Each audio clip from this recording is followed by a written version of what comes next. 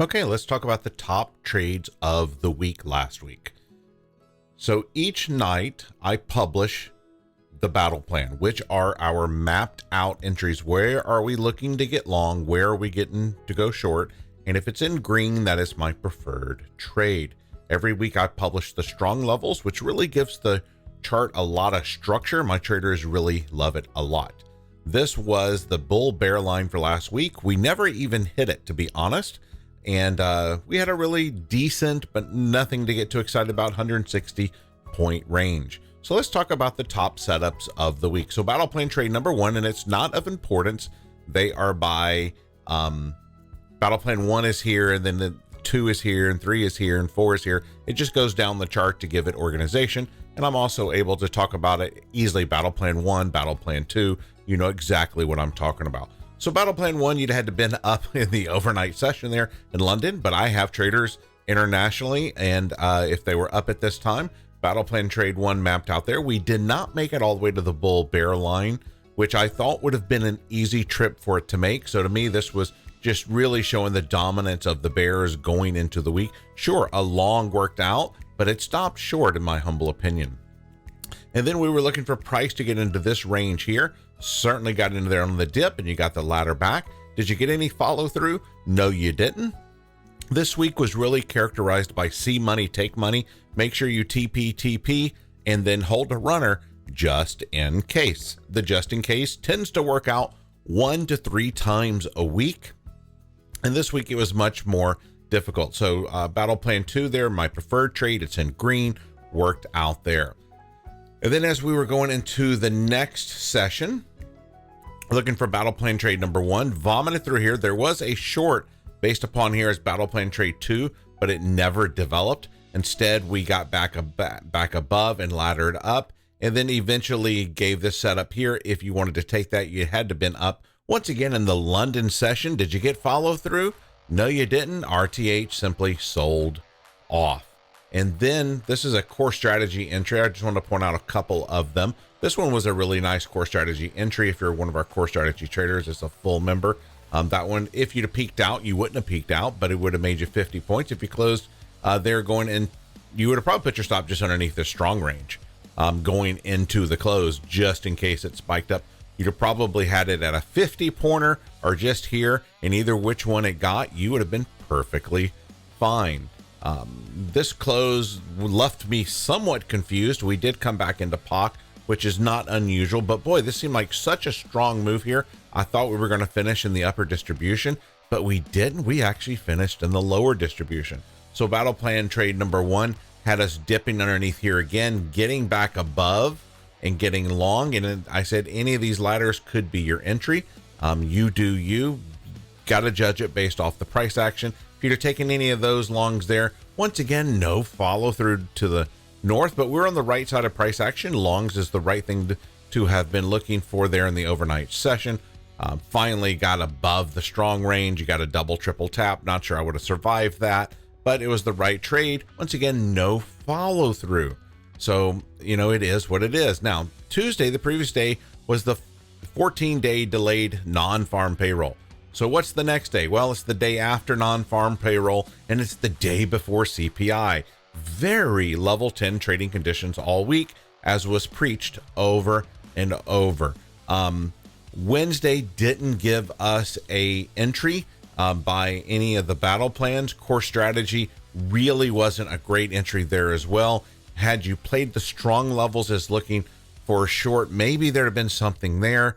But what were we really looking for there on Wednesday? I'll tell you exactly what we're looking for on Wednesday, because it was a big day.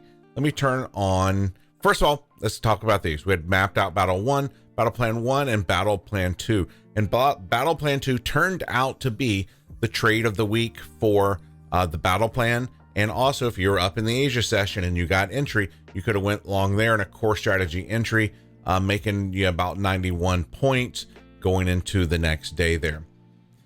So as we were trading, and we did a marathon, we did Zoom for 7 hours this day, which is not the most likely scenario that we do very often at all. But we were talking about, if you wanted to be long here on something more longer dated, like a call or put spread here, this was the great place to do it. If there's a place to take some back and forth, this is it. Mario, actually, who is in London, he's one of my traders in London. It's amazing to look at the chart and see the simplicity of the strong levels.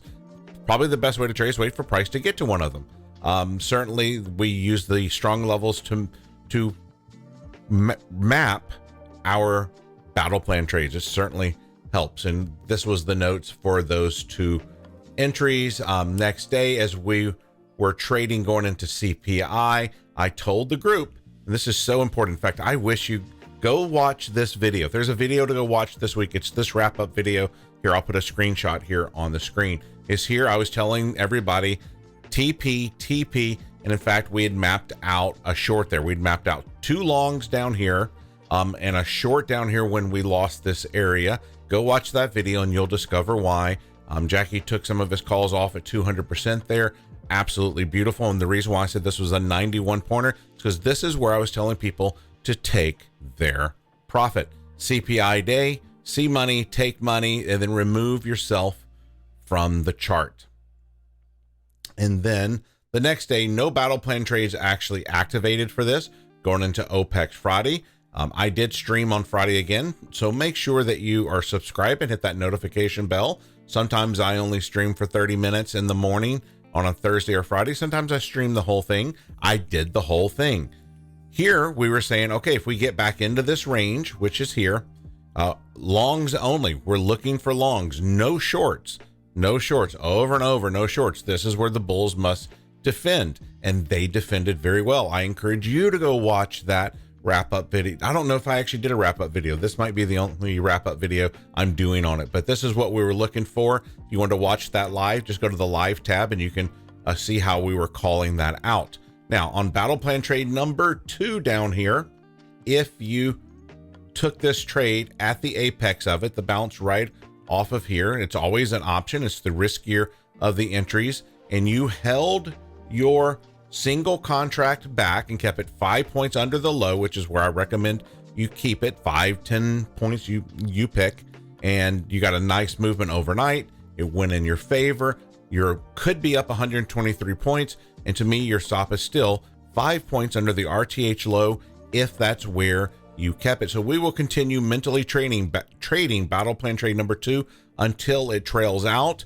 And if you're not in that trade physically for money, you are in that trade mentally and going through the mental reps. The mental reps are really important when it comes to learning to hold runners for a multi-day hold.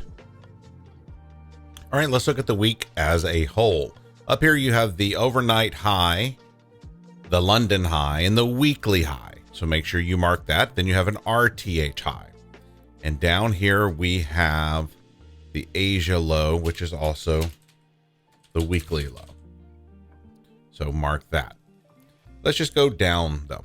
So weekly, overnight high, weekly high, RTH high, RTH half back, not tested yet in the RTH session, still sitting right there about where we tapped out on Friday. Now let's move our eyeballs down here. We have the Asia low, which was that battle plan trade number 2, still holding that long. You got your runner here, then as it went parabolic, it looks like it right now. RTH low, not tested in RTH. I want that on my chart. The London low, the RTH low, the Asia low, the London low, the IB low, and then the RTH high. And then you can mark not tested in the RTH if you want, but let's just see what the opening looks like.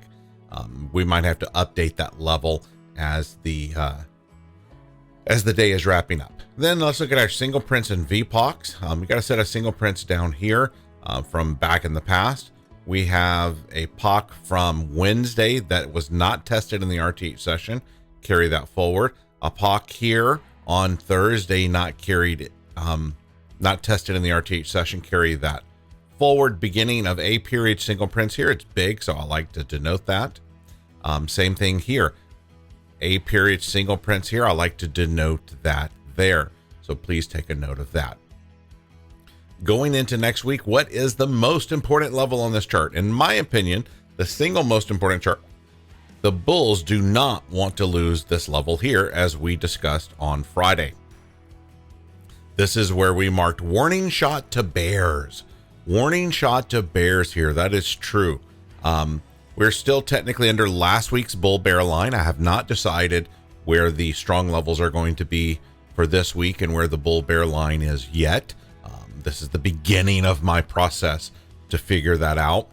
But I believe the single first warning shot to bulls would be here. And then actually I would now consider this warning shot to bulls here. And the reason why is because was this just a short covering rally, or was this the beginning of a turnaround?